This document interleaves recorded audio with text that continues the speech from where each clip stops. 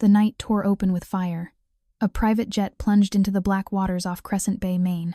ER nurse Clara Monroe slammed her brakes, heart hammering, then dove into the freezing surf. She reached the wreckage, dragged a bleeding stranger out, and breathed life back into him. His first words before collapsing were a hoarse whisper, "No hospital." Only then did she see the holster under his soaked jacket. By dawn, exhaustion and fear gripped her, but fear turned to shock when 5 black SUVs rolled silently into her driveway. The rain came down in sheets, turning Route 47 into a river of reflected headlights. Clara's windshield wipers beat a frantic rhythm as she squinted through the downpour, already 20 minutes late leaving her double shift at Crescent Bay Medical. Her scrubs still smelled of antiseptic and the bitter coffee that had kept her upright through 14 hours of trauma cases. Then the sky exploded. A sound like thunder splitting stone. Clara's head snapped toward the ocean, and she saw it, a fireball arcing down from the clouds, trailing black smoke and orange flame. The burning shape of a small aircraft, spinning, falling, screaming toward the water. Her foot slammed the brake. The car fishtailed, tires shrieking on wet asphalt. She pulled onto the shoulder, heart slamming against her ribs, already reaching for her phone. But her hands froze on the door handle. The jet hit the water half a mile offshore. The impact sent up a geyser of white foam that turned gold in the firelight. Debris scattered across the surface. Flames licked at the waves, refusing to die even in the storm. No time for 911. No time for the Coast Guard to scramble a boat. The water was 38 degrees this time of year. Hypothermia would take hold in minutes. Clara kicked off her shoes and grabbed the emergency blanket from her trunk. Her nurse's instinct had already taken over, drowning out the voice that screamed this was insane. She sprinted down the rocky embankment, loose stones tearing at her stockinged feet. The icy wind cut through her thin scrubs. The ocean swallowed her whole. Cold. Not cold agony. Every nerve ending screaming. Salt water flooding her mouth as a wave crashed over her head. She surfaced, gasping, and forced her arms to move. Stroke after stroke through the black water, guided by the orange glow ahead. Wreckage floated everywhere. Twisted metal. Burning cushions, the acrid stench of aviation fuel mixing with smoke. Her hands found the fuselage, still hot to the touch, half submerged and listing. The cockpit window was shattered. Inside, a man hung upside down in the pilot's seat, held by his harness. Blood sheeted down from a gash on his forehead, mixing with seawater that poured through the broken windshield. His head lolled forward, not moving. Clara dove. The water inside the cabin was darker, colder. Her fingers found the harness release, fumbling in the murk. The metal mechanism was jammed.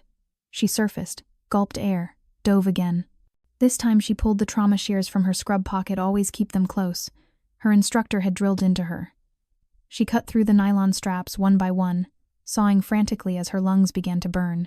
The man fell forward into her arms, dead weight. 200 pounds of muscle and soaked clothing.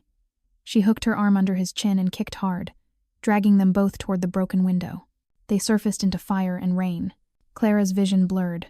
Her arms were lead. Each kick toward shore felt like pushing through concrete.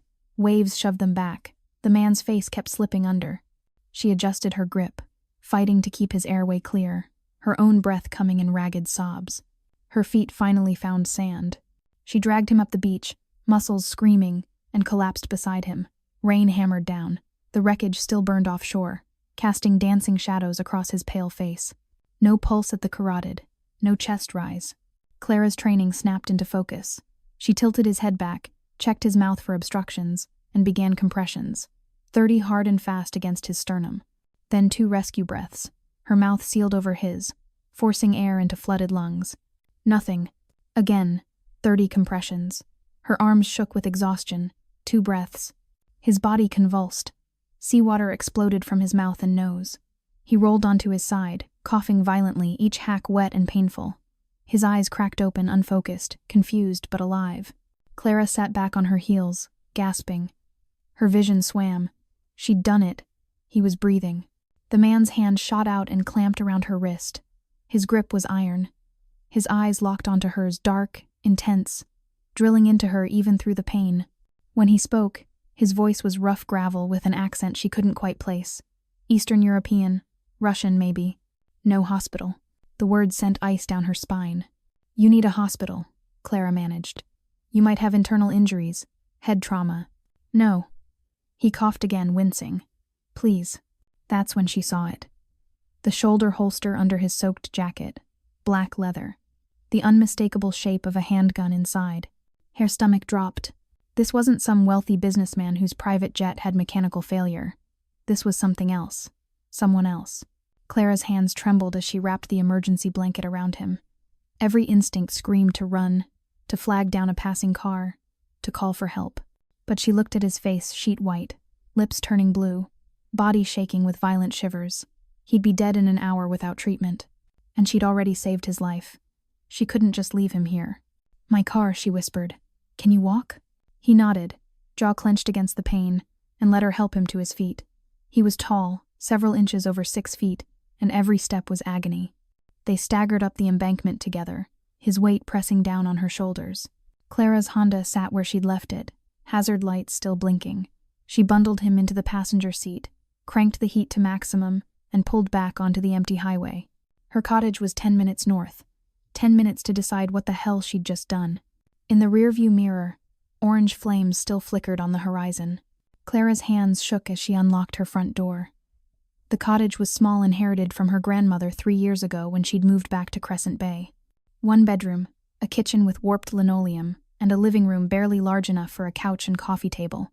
But it was hers, and it was warm. She guided the man inside and lowered him onto the couch. He collapsed against the cushions with a grunt, eyes squeezed shut. In the lamplight, she could see him clearly for the first time. Mid-30s, maybe. Strong features, high cheekbones, a straight nose that had been broken at least once, dark hair plastered to his skull. The kind of face that belonged on a movie screen, if it weren't currently gray with shock and streaked with blood. I need to check your injuries, Clara said, forcing her voice steady. Take off your jacket. He complied slowly, each movement deliberate and painful. The shoulder holster came into view again, and Clara's pulse jumped. But she was a nurse. She'd treated gunshot victims, stabbing victims, gang members with prices on their heads. You didn't ask questions. You just did the work. She retrieved her medical kit from the bathroom, stocked better than most people's thanks to her paranoia about rural emergencies, and began her assessment. The head wound was superficial, bleeding heavily but not deep. 3 cracked ribs by her estimation, but no flail chest. Possible concussion, multiple contusions, hypothermia setting in. As she cleaned the gash on his forehead, her eyes caught other marks. Old scars crisscrossing his torso. A puckered circle on his shoulder that could only be a bullet wound, long healed. Another on his side. Burns on his forearm that looked like cigarette marks. This man had been hurt many times before. And he'd survived. What's your name? Clara asked as she applied butterfly closures. He was silent for a long moment. Then, Luca. Luca. She secured a bandage over the wound. I'm Clara. Do you remember what happened? Engine failure. His voice was clearer now, though still rough. Lost hydraulics. Tried for the water instead of the town. He'd aimed for the ocean deliberately. Saved lives by sacrificing his own safety. The thought sat uneasily in her chest alongside the gun and the scars. Clara wrapped his ribs with compression bandages, then piled heated blankets over him. His core temperature was still dangerously low. She made hot tea with honey and held the cup to his lips until his hands were steady enough to grip it himself. You should be in a hospital, she said quietly. Can't. He met her eyes. People are looking for me. If I turn up in an ER, they'll know. Who's looking for you? People you don't want to meet. The truth in his words made her skin prickle. Clara sat back in her armchair, suddenly aware that she'd brought a dangerous stranger into her home. A stranger with a gun. A stranger being hunted. Did you do something wrong? She heard herself ask. Luca's laugh was bitter. Depends who you ask. He reached into his jacket's inner pocket. Clara tensed, but he only pulled out a leather wallet. Water damaged, but intact. He opened it and held it toward her. The driver's license was from New York. Luca Moretti. Date of birth made him 36. The address was in Manhattan, somewhere in Tribeca if she remembered the zip codes correctly. But it was the business card tucked behind the license that made her blood run cold. Heavy cardstock, embossed lettering, Moretti Enterprises, import divided by export. Import divided by export. The oldest cover story in the book. You're with the Mafia. It wasn't a question. Luca's expression didn't change. I run a family business. We have interests in New York, New Jersey. Parts of New England. Jesus Christ. Clara stood up, pacing to the window. Rain still hammered against the glass. I pulled a mob boss out of the ocean. I prefer businessman. There was dark humor in his tone. But yes, and now you're in my house, with a gun, while people hunt you. Her voice was rising. What the hell was I thinking? You were thinking like a nurse. Luca shifted on the couch, wincing. You saw someone dying and you saved them. That's who you are. The words were simple, but they hit something deep. Clara pressed her forehead against the cold window. He was right. She couldn't have left him. It wasn't in her nature. How long before your people find you? She asked. They'll start looking when I don't check in. Could be hours. Could be tomorrow morning. He paused. If you want me gone, I'll go. I won't bring trouble to your door. Clara turned to look at him. In the warm lamplight, wrapped in her grandmother's quilts, he looked almost ordinary. Just a man who'd nearly died. A man whose life she now held in her hands. You can stay until dawn, she said finally. Then you figure out what happens next. Thank you. The gratitude in his voice sounded genuine. I won't forget this. Clara made up the couch properly and gave him dry clothes, an old sweatshirt and sweatpants that had belonged to her ex-boyfriend, back when she'd been foolish enough to think she could build a life here with someone. They were slightly too small on Luca's frame, but they were warm and clean. She retreated to her bedroom but left the door cracked open. Sleep was impossible. Every creak of the house settling made her jump. She kept her phone on the nightstand. 911 already pulled up, thumb hovering over the call button. Outside, the storm began to fade. The rain softened to a drizzle. Wind died to whispers. And somewhere out in the darkness, Clara knew, people were searching for the man on her couch. Dawn broke gray and cold over Crescent Bay. Clara had managed perhaps 2 hours of fitful sleep before the sound of engines jolted her awake. Multiple engines. Powerful ones. She rushed to the window and her heart stopped. 5 black SUVs rolled up her gravel driveway in perfect formation. Cadillac Escalades. Windows tinted dark, chrome gleaming even in the weak morning light. They moved with military precision, spreading out to block any exit. Clara's hands went numb. This was it. The people hunting Luca had found them both. The SUVs stopped. Doors opened in unison. Men emerged, 8 of them, all wearing dark suits despite the early hour. They moved with the coiled efficiency of trained fighters. Earpieces. Sunglasses despite the overcast sky. And she could see the telltale bulges under their jackets. They were armed. One man stood out from the rest. Older, maybe 50, silver hair swept back, commanding presence. He approached her front door with measured steps, while the others fanned out around the property. The knock, when it came, was firm but not aggressive.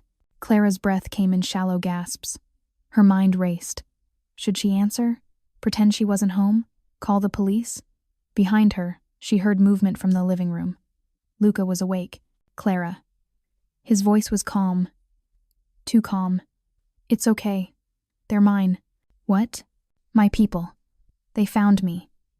He appeared in the hallway, moving stiffly but standing straight. The gun was now in his hand, but held loosely at his side. Let them in. Every instinct screamed not to. But Clara walked to the door on legs that felt like water and unlocked it with trembling fingers. The silver-haired man stood on her porch. Up close, she could see the lines around his eyes, the scar across his chin, the calculating intelligence in his gaze. He looked at Clara, then past her to Luca, and something like relief flashed across his face. Don Moretti. He inclined his head slightly. We've been searching all night. Don. The word hung in the air. She'd saved a Don. The actual head of a Mafia family. Stand down, Vincent, Luca said quietly. Miss Monroe is a friend. Vincent's eyes returned to Clara, and this time his expression shifted to something approaching respect. He stepped back and gestured to his men. They immediately relaxed their stances, though Clara noticed none of them holstered their weapons. Miss Monroe. Vincent's voice was gravelly but not unkind. We owe you a debt. You saved the Don's life. I'm a nurse, Clara managed. It's what I do. Not many would dive into the Atlantic in a storm. Vincent studied her face. Fewer still would bring him home and ask no questions. That takes courage. Or foolishness. Probably both, Clara whispered. Luca moved past her to stand in the doorway. In daylight, the full extent of his injuries was visible, the bruising around his eyes, the swelling in his jaw, the way he held his left arm close to his body. But his presence seemed to fill the space, commanding attention despite the borrowed sweatpants. "Status," Luca said. "The jet went down at approximately 10:40 p.m., Vincent reported. "We found the wreckage at 0400. No body. Started searching the coastline. Mrs. Patterson at the general store saw Miss Monroe's car heading north on Route 47 around the time of the crash. Put it together. Small towns. Everyone saw everything. And the crash itself?" Luca's voice hardened. "Natural causes? Fuel line was cut. Partial, clean slice. Designed to fail at altitude." Vincent's jaw clenched. "This was an assassination attempt, sir." The words sent ice through Clara's veins. Someone had tried to murder Luca, and she'd interfered with that plan. "Vargas?" Luca asked. "That's our assessment. His people knew you were flying to the Portland meeting. Could have accessed the hangar at Teterboro before takeoff." Luca was silent for a moment, his expression unreadable. Then he turned to Clara. "I need to leave. Now. It's not safe for you if I stay." "It's not safe for me anyway," Clara said, surprising herself with the steadiness in her voice. "If someone wanted you dead and I saved you, won't they come after me?" The look Luca and Vincent exchanged confirmed her fear. "We'll provide protection," Vincent said immediately. "Round-the-clock security. Safe house if necessary." "I don't want a safe house. I want my life back."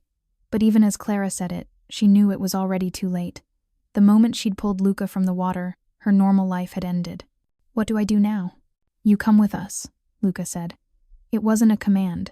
It was an offering. "Until we resolve this situation, I won't let you face danger because of me. Come with you where?" "Somewhere secure. One of our properties. You'll have your own space, full medical facilities if you need them, and protection." He stepped closer, and Clara was struck again by the intensity of his gaze. "I promise you'll be safe. On my life. On my life." The weight of those words from a man like him. Clara looked past him at the 5 SUVs, at the armed men who'd appeared out of nowhere, at the wreckage of her quiet morning. She thought about going to work tomorrow, about walking into the ER, knowing someone might be watching, waiting for an opportunity. She thought about Luca dying on that beach because she'd left him there. "Okay," she whispered, "but I need to grab some things, and I need to call my supervisor." "We'll handle your work," Vincent interjected. "Family emergency. You'll be on paid leave. We've already retained a lawyer to manage any questions." Of course they had. This was their world problems solved with phone calls and money and intimidation. Clara wasn't sure whether to be grateful or terrified. She packed a bag in a daze. Clothes, toiletries, her laptop, the photo of her grandmother she kept on the nightstand.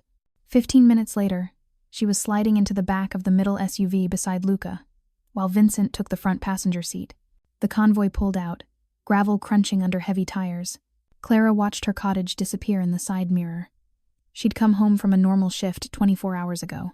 Now she was being whisked away by the Mafia, sitting next to a man who'd been marked for death, with no idea when or if she'd return. Luca's hand found hers in the space between them. His skin was still cold, but his grip was firm. "I'll keep you safe," he said quietly. "Whatever it takes." Clara wanted to believe him. But as the convoy sped down Route 47, heading toward a world she knew nothing about, she couldn't shake the feeling that safety was the one thing none of them could promise anymore. They'd been driving for 40 minutes when it happened. The convoy had left the coast behind, winding through pine forests on Route 202 toward the New Hampshire border. Vincent was on his phone, speaking rapid Italian to someone in New York. Luca sat beside Clara, eyes closed, though she suspected he wasn't really resting. 2 SUVs ahead, 2 behind, moving in tight formation. Clara had just started to relax when the lead vehicle exploded. The sound was enormous, a percussive boom that rattled her teeth. The SUV ahead erupted in flame, flipping sideways across both lanes. Their driver slammed the brakes. Clara was thrown forward against her seatbelt, the air driven from her lungs. "Down!" Vincent roared. The windows shattered inward. Gunfire. Automatic weapons, the sound like tearing canvas, impossibly loud. Clara screamed and dove for the floor. Luca's body covered hers, shielding her as bullets punched through the reinforced doors. Their SUV lurched backward, the driver reversing hard. More gunfire. The rear window disintegrated. Then they were spinning, a nauseating 180 turn, and suddenly the forest was all around them as they crashed through underbrush into the trees. The vehicle slammed into a pine trunk. Clara's head cracked against the back of the front seat. Stars exploded across her vision. Warm liquid trickled down her temple. Out! Move! Vincent was already kicking open his door, weapon drawn. Luca pulled Clara up, his face grim. Stay behind me. Don't run. Understand? She nodded, too shocked to speak. They tumbled out of the SUV into chaos. The forest was full of smoke, and the staccato bark of gunfire. Clara saw one of their vehicles burning on the road. Men in tactical gear swarmed between the trees, not police, not military. These were professionals, hired killers. One of Luca's men went down 5 feet away, blood blooming across his white shirt. He collapsed into the pine needles, eyes staring at nothing. Clara's training took over before thought could stop her. She dropped to her knees beside him, hands going to his neck. No pulse. But there another guard, further back, clutching his thigh where blood pulsed between his fingers. Femoral artery. She scrambled to him. Lie back! I need to stop the bleeding! Miss Monroe Vincent's voice, sharp with alarm. She's a nurse. Let her work. Luca's shout cut through the gunfire. Clara ripped the man's pant leg open. The wound was bad arterial bleed, bright red, pulsing with each heartbeat. She pressed her palm directly over it, bearing down with all her weight. The guard screamed. I know, I'm sorry. Clara looked around frantically. I need something to tie it off. Luca was suddenly beside her, pulling off his belt. She wrapped it around the man's upper thigh, cinching it tight, creating a tourniquet. The bleeding slowed. Not stopped, but slowed enough. Can you walk? She asked the guard. I can try. More gunfire. Closer. Clara saw muzzle flashes through the trees. Then Luca was returning fire, his movements precise despite his injuries. Each shot deliberate, controlled. This was a man who knew violence intimately. Vincent appeared, blood streaming from a cut above his eye. We need to move. They're flanking west. How many? Luca ejected an empty magazine, slammed in a fresh one. 8, maybe 10. Professional hit squad. This is Vargas. No question. Luca's expression went cold. Then we end this. He turned to Clara. There's a service road 1/2 mile northeast. Can you get him there? He nodded at the wounded guard. What about you? We're going to give you time to run. Luca gripped her shoulder. Vincent will go with you. Don't stop for anything. You'll do. I've survived worse. His thumb brushed across her cheek, and Clara realized she was crying. Go. Now. Vincent pulled her up, and together they hauled the wounded guard between them. The man was heavy, groaning with each step, blood soaking through the tourniquet. They crashed through underbrush, branches whipping Clara's face. Behind them, the gunfire intensified. Clara heard Luca's voice shouting orders in Italian, then an explosion grenade maybe, and screams. Don't look back, Vincent panted. Keep moving. They stumbled through the forest for an eternity. Clara's arms burned. Her legs were jelly. The guard had passed out, dead weight between them. But Vincent was relentless, pulling them forward even when Clara thought she couldn't take another step. Finally, through the trees, she saw a dirt road, barely more than 2 ruts in the earth. And there, approaching fast, a black sedan with New York plates. Reinforcements, Vincent gasped. We're secure. They lowered the guard to the ground. Clara immediately checked his pulse, thready but present. The tourniquet had held. He'd need surgery, blood transfusions, but he'd live. The sedan stopped and 2 more men emerged, weapons ready. Vincent spoke rapid Italian, gesturing back toward the gunfire. They nodded and disappeared into the trees, heading toward the fight. Luca. Clara started. We'll be fine. Vincent pulled out his phone. The Don's survived 30 years in this business. He knows how to handle ambush. But Clara heard the worry beneath his certainty. They waited. 5 minutes. 10. The gunfire grew sporadic, then stopped entirely. In the sudden silence, Clara could hear her own ragged breathing, the wounded guard's shallow gasps, and the pounding of her terrified heart. Then footsteps. Multiple men, moving fast through the undergrowth. Vincent raised his weapon, positioning himself in front of Clara. Luca emerged from the trees, flanked by 3 of his men. His stolen sweatshirt was torn and bloody. Fresh cuts marked his face. But he was walking. He was alive. And when his eyes found Clara's, something fierce and possessive flashed in them. It's done, he said. They're all dead. The safe house was a stone mansion perched on cliffs overlooking the Atlantic, somewhere in the rocky stretches between Portland and Bar Harbor. They arrived just after sunset, the convoy now reduced to 3 SUVs winding up a private road through dense forest. Clara had spent the drive in numb silence, pressed against Luca's side.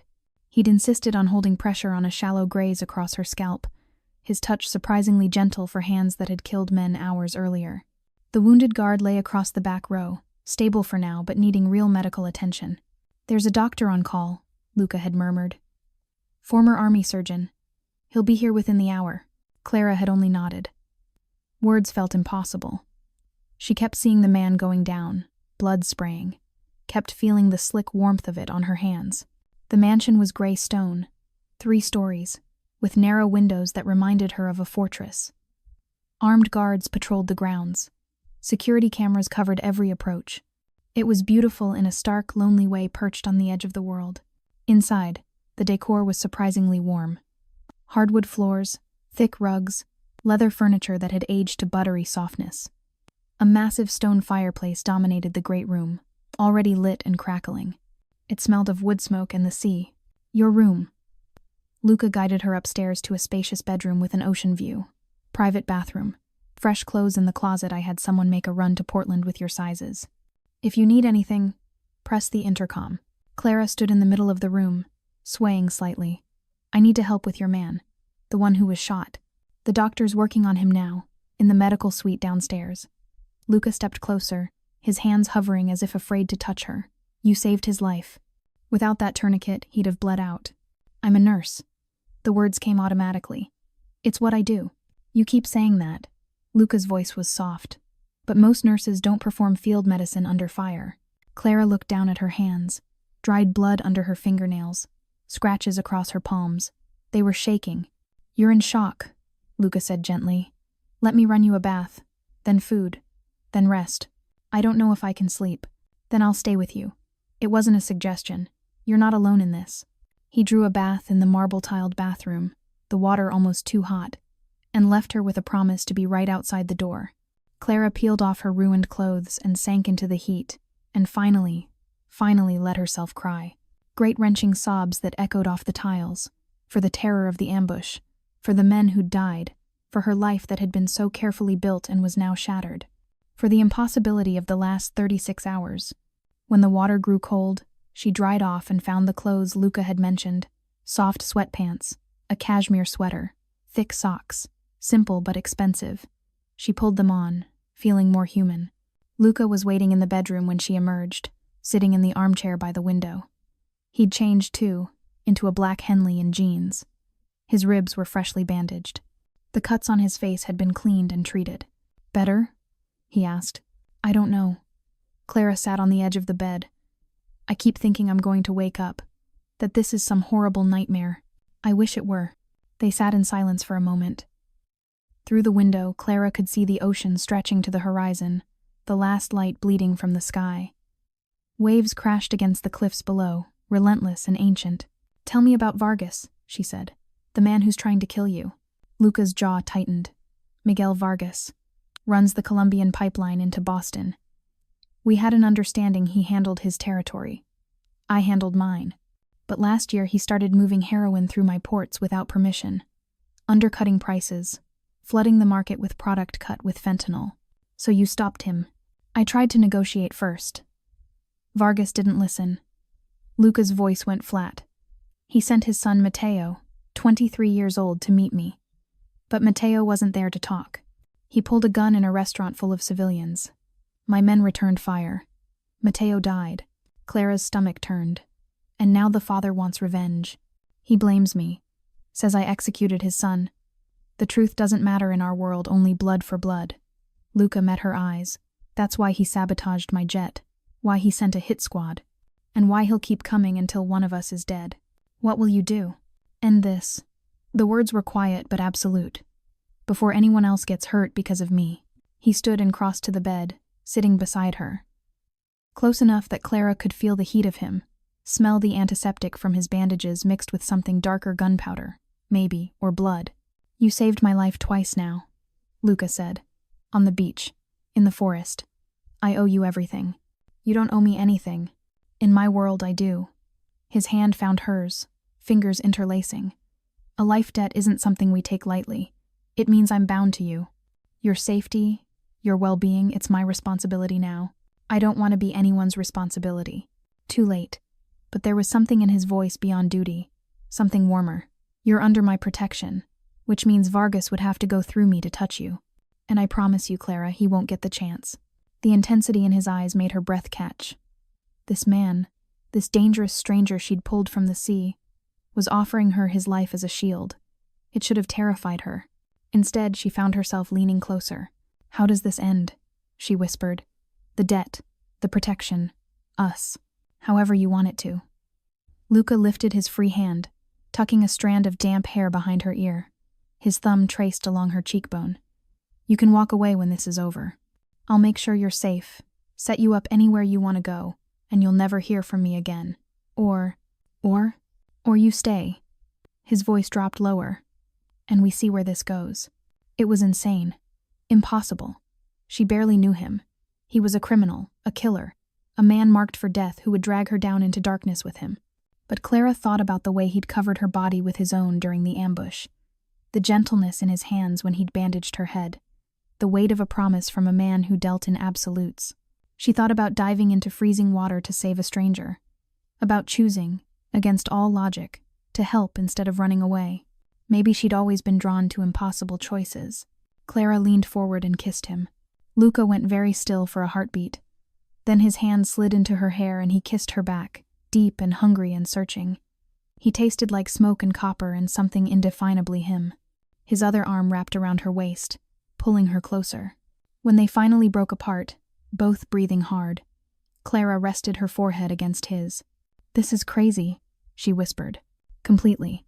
Luca's thumb stroked along her spine. But I think we passed sane somewhere around when you performed CPR on a Mafia boss. Despite everything, Clara laughed. The sound surprised her. It felt foreign after the terror of the day. But Luca smiled, genuine and almost boyish. And suddenly Clara could see the man beneath the armor. Someone who might have been different. In another life. Stay tonight, he said. Just sleep. Nothing more. I just want to know you're safe. Clara nodded. They settled onto the bed together, still fully clothed, her head on his chest. She could hear his heartbeat beneath her ear, steady, strong, alive. Luca pulled a blanket over them both and wrapped his arms around her. I've got you, he murmured into her hair. You're safe.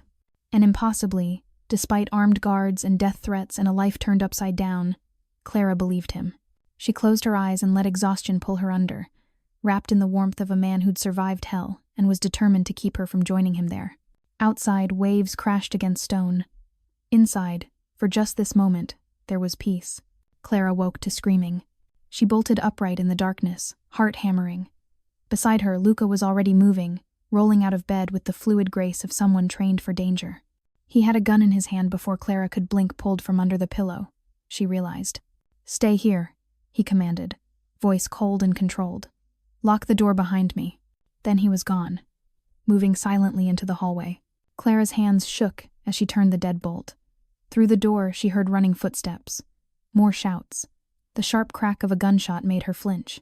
She pressed her ear to the wood, trying to understand what was happening. Men's voices speaking rapid Italian. Another shot, then silence. Minutes crawled past. Clara counted her breaths, trying to stay calm. In for 4, hold for 7, out for 8. The breathing technique she'd learned in nursing school for managing stress felt pathetically inadequate now.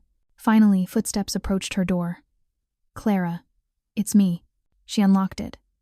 Luca stood in the hallway, his expression grim. No blood on him, but his knuckles were scraped raw. What happened? One of my men, Yuri Volkov. Luca's voice was flat. He tried to kill Vincent in his sleep. Vincent woke up, fought back. Yuri's dead now. Clara's stomach dropped. One of your own people? Bought by Vargas. Had to be. Luca ran a hand through his hair, which means Vargas knows exactly where we are. We need to move. Now. They rushed downstairs where Vincent was barking orders, blood seeping through a bandage on his arm. The other guards were on high alert, weapons drawn, checking every corner. The mood was tense, paranoid.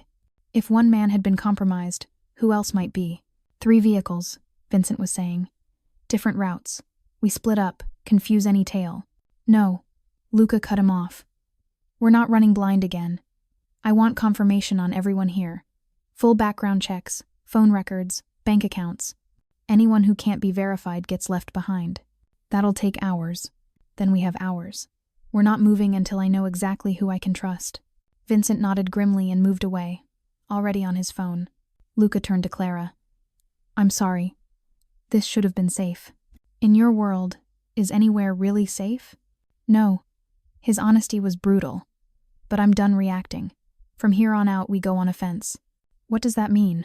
"It means I'm going to end Vargas before he can make another move." Luca's eyes were hard as stone. "I've been patient. Tried to handle this the civilized way. But he killed my pilot. Sent assassins after us. Bought off one of my men. He's declared war. So war is what he'll get." The certainty in his voice sent chills down Clara's spine. This was the Don speaking now, not the man who'd held her gently through the night, but the leader who'd survived decades of violence. The man who'd built an empire through force and fear. "When?" she asked quietly. "Soon. We're tracking his location now. Once we have it, we move." He looked at her. "I won't lie to you, Clara. This will be dangerous. I can send you away first, set you up somewhere remote." "No." The word came out before she could think about it. "I'm staying with you." "Clara, you said I'm under your protection. That works both ways." She stepped closer. "Besides, you might need a nurse when this is over." Luca's expression softened slightly. "You're not afraid?" "I'm terrified. But I'm not leaving." Clara surprised herself with how much she meant it. This man, this world, it should repel her. But somewhere between the beach and here, something had shifted. She couldn't walk away now, even if she wanted to. He pulled her into his arms, holding tight. "I'll keep you safe. I swear it." "I know." They spent the next hours in controlled chaos. Luca's people worked phones and computers, tracking Vargas through a web of informants and surveillance. Clara helped the doctor check on the wounded guard stable now, recovering well and found herself strangely calm. The shock had worn off. Now there was only a cold clarity. By afternoon they had Vargas's location. "Providence, Rhode Island," Vincent reported. "He's holed up in a warehouse near the port. Heavy security, at least 20 men. Then we bring 30. Luca studied the blueprints spread across the dining table. "Hit him at night. Fast and overwhelming. No survivors." Clara felt sick. No survivors. He was talking about mass murder delivered with the cold efficiency of a business decision. But she also remembered Vargas had tried to kill Luca 3 times now. Had murdered innocent people in the attempts. Would keep coming until he succeeded. Sometimes, she was beginning to understand, there was no good choice, only degrees of terrible. "When do we leave?" she asked. Luca looked up, surprised she'd spoken. 3 hours. We hit them at midnight. "Then I'm coming." "Absolutely not. I'm a trauma nurse. You're taking 30 men into a gunfight. You'll need medical support." She crossed her arms. "Unless you want your people bleeding out while you drive them to a hospital?" Luca and Vincent exchanged glances. Finally, Luca nodded reluctantly. "You stay in the vehicle. Armored SUV, away from the fight. If things go wrong, you run. Deal?" "Deal." They spent the remaining hours preparing. Clara assembled a field medical kit from the safe house's impressive supplies. Luca and his men checked weapons, reviewed plans, coordinated timing. The atmosphere was focused, professional. These were men who'd done this before. As sunset painted the sky orange, Clara found herself alone with Luca in the armory. He was loading magazines, each movement precise and practiced. "Are you afraid?" she asked. "Always." He didn't look up. "Fear keeps you sharp, keeps you alive." "That's not an answer." Luca set down the magazine and turned to her. "Yes, I'm afraid. Afraid I'll fail. That my men will die because of my decisions. That Vargas will hurt you to punish me." He reached out, cupping her face. "But I'm more afraid of what happens if I do nothing. So we go forward." Clara leaned into his touch. "Promise me you'll come back." "I promise to try." It was the most honest thing he could offer. She kissed him then, fierce and desperate, pouring all her fear and hope into it. He responded with equal intensity, hands tangling in her hair, pulling her close. For just this moment, they weren't a nurse and a mafia boss. They were 2 people trying to hold on to something good in the darkness. When they broke apart, Clara whispered, "Don't you dare die on me. I didn't pull you out of the ocean just to lose you in a warehouse." Luca's smile was sharp and feral. Then I guess I better not disappoint you. Midnight came too fast. The convoy rolled out of the safe house in darkness, 6 SUVs, 30 men, enough firepower to wage a small war. Clara sat in the middle vehicle beside Luca, the medical kit on her lap, her pulse a drum in her ears. They drove through the night, crossing into Rhode Island, winding through industrial districts until Providence's port spread before them. Warehouses loomed like steel giants. The air smelled of brine and diesel. Vincent's voice crackled over the radio. Target in sight. Moving to positions. This was it. The end of running. The end of hiding. Luca checked his weapon one last time, then looked at Clara. Whatever happens, you did nothing wrong. This isn't on you. I know. She gripped his hand. End this. Come back to me. He nodded once, fierce and certain, then stepped out into the night. Clara watched through the tinted windows as Luca's men spread out like shadows, surrounding the warehouse. She saw the guard tower, the posted sentries, the industrial lights casting harsh illumination. Then Luca gave the signal, and hell erupted. The first explosion tore through the night, a breaching charge that blew the warehouse's main door off its hinges. The boom rattled the SUV's windows. Clara flinched, hands gripping the medical kit until her knuckles went white. Through the scope mounted on the dashboard, she watched Luca and his men pour through the opening, moving in trained formations. Muzzle flashes strobed in the darkness. The chatter of automatic weapons was immediate and deafening even from 100 yards away. The driver, a silent, granite-faced man named Marcus, kept the engine running, ready to move at a moment's notice. How long? Clara asked, her voice barely audible over the distant gunfire. Depends. Could be 5 minutes. Could be 30. Marcus's eyes never left the warehouse. The Don knows what he's doing. 5 minutes stretched into 10. The gunfire intensified, then lulled, then erupted again. Clara counted her breaths, tried not to imagine Luca taking a bullet, going down, bleeding out while she sat uselessly in an armored car. Then the radio crackled. Medical. Now. Southwest entrance. Marcus slammed the vehicle into gear. They raced around the perimeter, tires squealing. The southwest entrance was a smaller door, already blown open. 2 of Luca's men stood guard, gesturing frantically. Clara grabbed the kit and ran before Marcus could tell her to wait. Inside, the warehouse was hell. Smoke hung thick in the air, burning her throat. Spent shell casings littered the concrete floor. The metallic smell of blood mixed with cordite. Bodies sprawled everywhere, mostly Vargas's men. She noted with sick relief, but not all. Here! One of Luca's guards waved her over. A man lay propped against a support beam, clutching his abdomen. Blood seeped through his fingers, dark and steady. Not arterial, but bad. Clara dropped to her knees beside him. I'm Clara. I'm a nurse. Let me see. She pried his hands away. Gunshot wound to the lower right quadrant. Possible liver involvement. She packed it with gauze, applied pressure, started an IV line from her kit. Am I gonna make it? The man gasped. If you shut up and let me work. Clara's hands moved automatically, muscle memory taking over. No talking. Breathe steady. More wounded appeared. A shoulder wound through and through. She could stabilize it. A thigh shot that had miraculously missed the femoral artery. She moved between them, triaging, treating, keeping men alive with nothing but a field kit and years of ER experience. All the while, gunfire echoed deeper in the warehouse.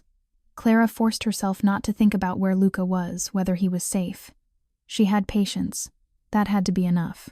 Then Vincent was there, blood streaming down his face from a scalp wound, but walking. The Don needs you.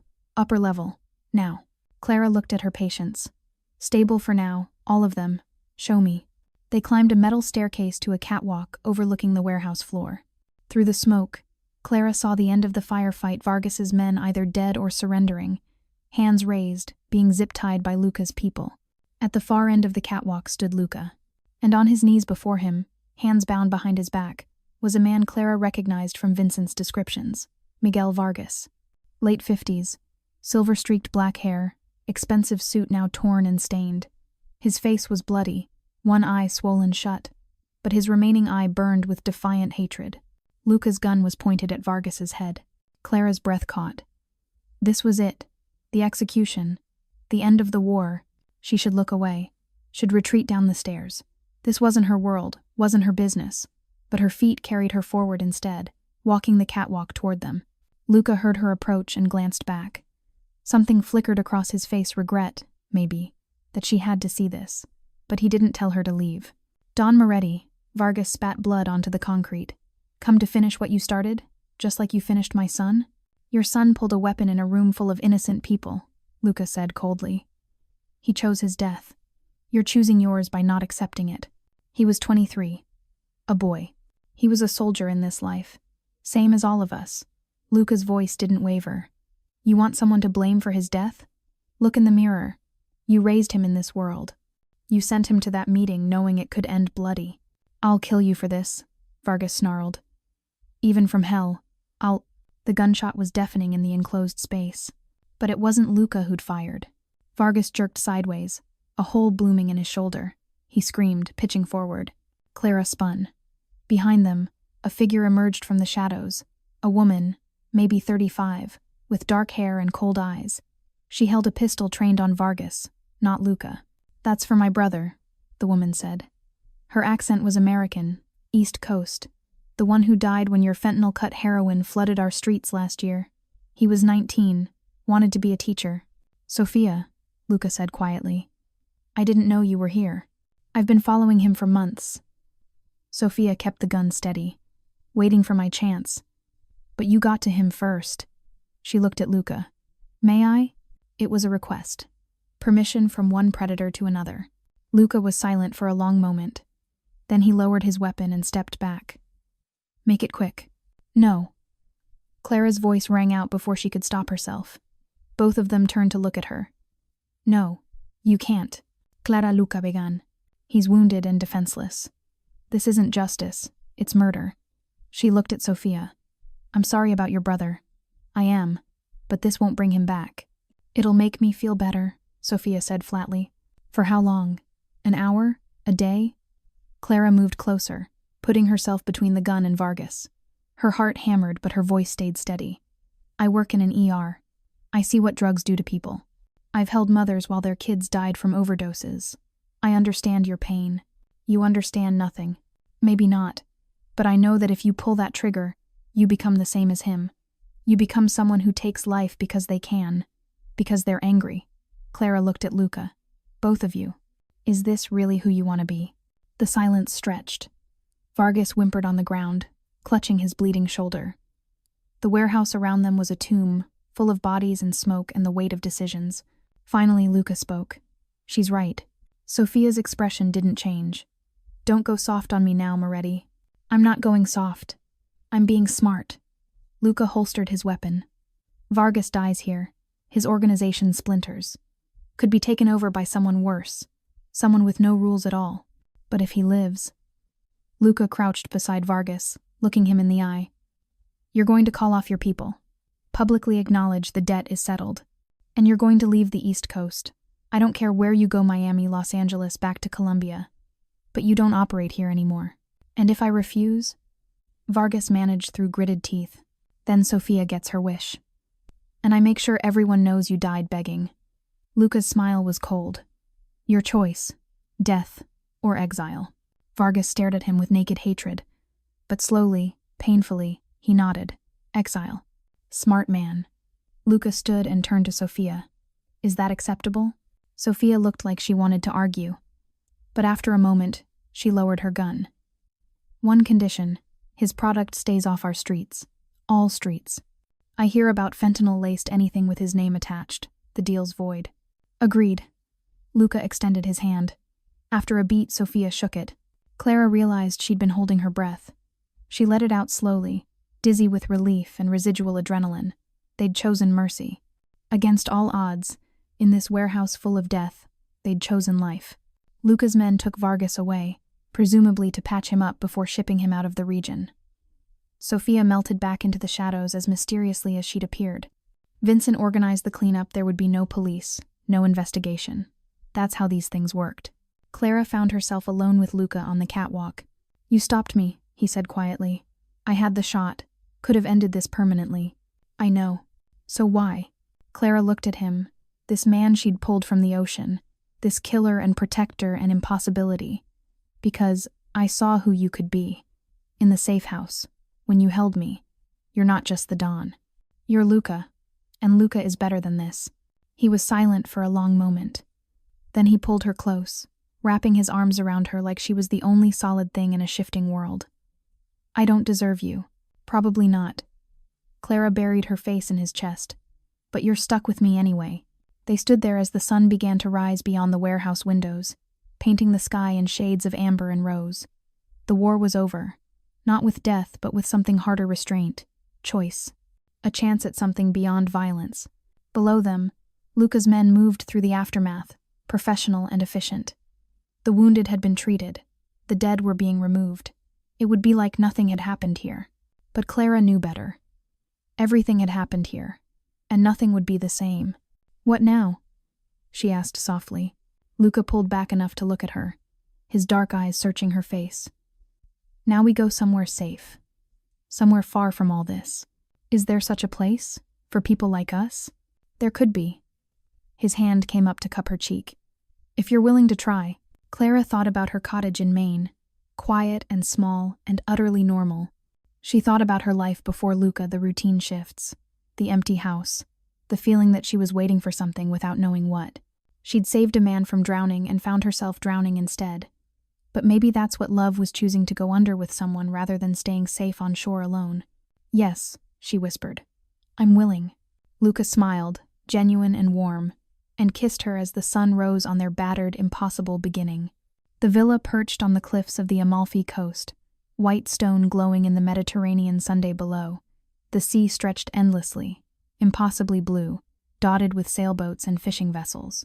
Lemon trees perfumed the air, mixing with salt and wild rosemary. Clara stood on the terrace, coffee in hand, watching the village of Positano cascade down the hillside in a tumble of pastel buildings. It still felt surreal.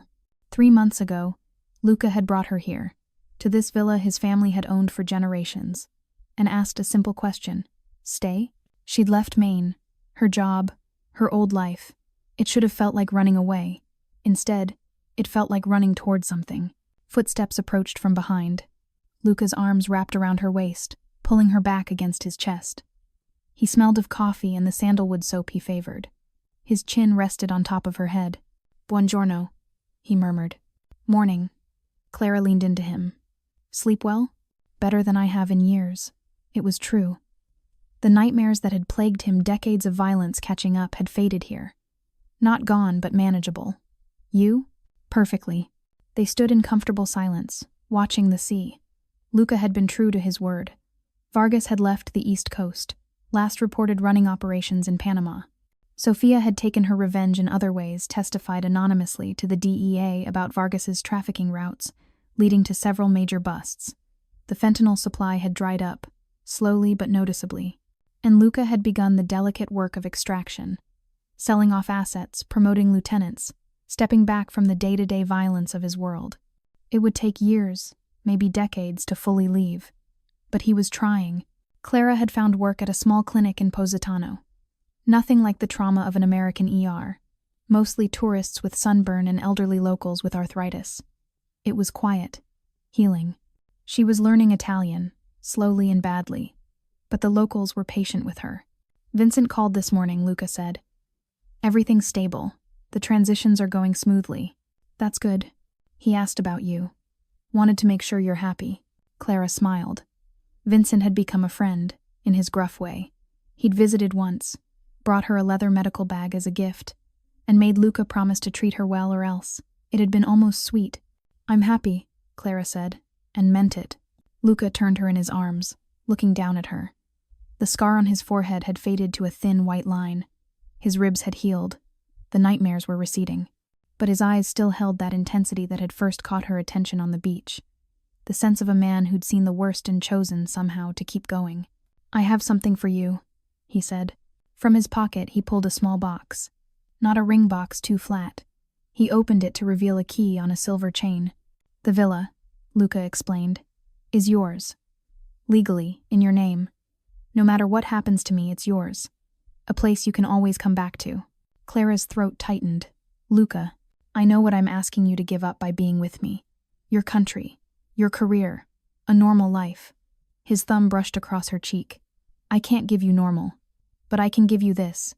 Security, beauty, a home. I don't need a villa to stay with you. I know, but I need you to have it anyway. He fastened the chain around her neck, the key resting above her heart. You saved my life. Let me give you one in return. Clara kissed him then, tasting coffee and salt air and promise. When they broke apart, both were smiling. So what do we do today? She asked. I thought we might drive to Ravello. There's a garden there, Villa Simbrone. Most beautiful view on the coast. Luca's hand found hers, fingers interlacing. Unless you'd rather stay in. I could make lunch. We could read, watch the sea. The simplicity of it struck Clara. This man who'd commanded an empire, who'd survived assassination attempts and gang wars, whose name once meant fear here, he wanted to make her lunch and watch the sea. Both, she decided.